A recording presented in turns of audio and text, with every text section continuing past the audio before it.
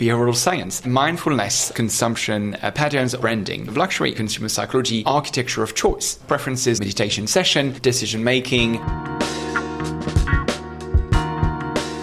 Hello and welcome to ESCP Edge, the video podcast that brings you business insights from ESCP professors. I'm joined today by Ben Voyer, who will speak to us about behavioural science and its role in the workplace. Ben, do you want to start by just introducing yourself and telling us a bit about your research and your specialisms? Absolutely. Well, thank you, Nick, for this. And my name is Ben Voyer. I'm a professor of entrepreneurship at ESCP Business School, and I'm also the Cartier chaired professor of behavioural science. Do you want to tell me a little bit about the research that you've done or that you're working on right now? I do quite a bit of research at the moment that draws from behavioral science. First of all, I'm interested in understanding how you can slow people's consumption patterns or change the kind of preferences that they may have towards slower forms of consumption. So we use, for instance, in some of our research with colleagues, mindfulness techniques to test and show that mindfulness, our state of being in the moment, actually shapes what you want and how you choose to consume and what you prefer. So for instance, in a piece of research that we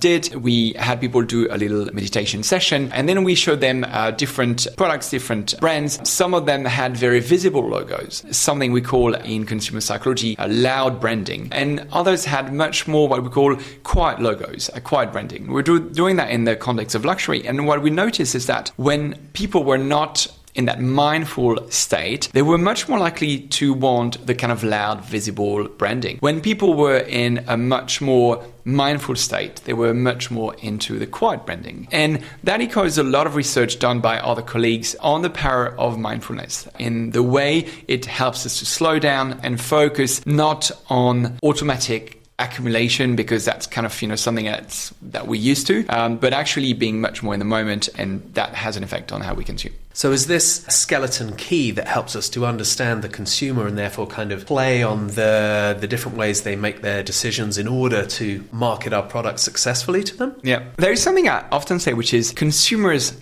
like choice, but they hate choosing. And I think if you understand that, you understand why we need behavioral science. We need behavioral science because every time a consumer, an employee engages in a behavior, whether it's being on time at a meeting or buying your product over the competition or downloading your app or coming back to your app and so on, these consumers, these employees are facing a choice. And this choice, we know that we can frame and we can understand, and eventually we can build what we call in behavioral science an architecture of choice. I just want to say thanks so much for coming in and speaking to us and sharing all of that fantastic research with us. Thank you, Nick. And thank you for joining us. This has been ESCP Edge, where we speak to ESCP professors about the trends that are shaping the business landscape of tomorrow. Thanks a lot.